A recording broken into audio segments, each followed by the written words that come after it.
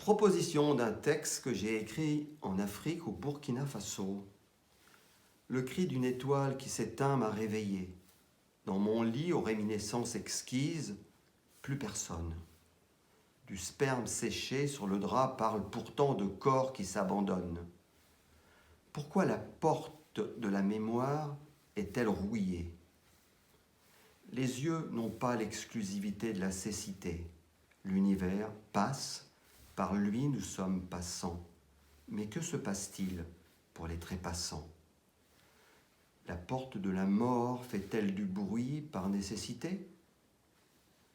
Derrière la moustiquaire commence la nature.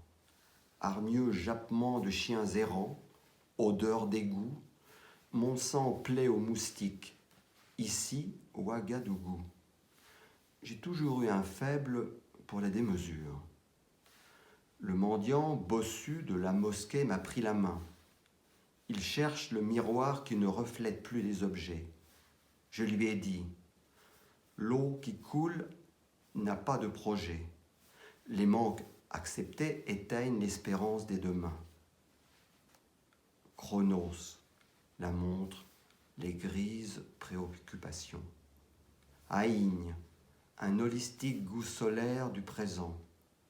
Kéros, décrochage, profondeur de l'instant. Grande ouverte est la porte de la méditation. Il m'a dit, le bossu, garde ta science pour les rois. Un homme qui qualifie le temps est un homme mort.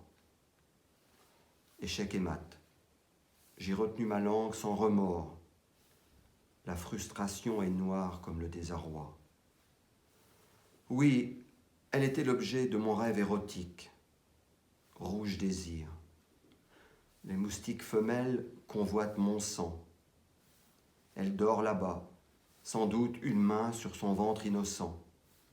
Sa peau, lune noyée dans le miel d'une nuit balkanique. Au loin, de terribles tambours tonnent l'Afrique verticale, une Afrique qui ne pense pas, une Afrique qui sent.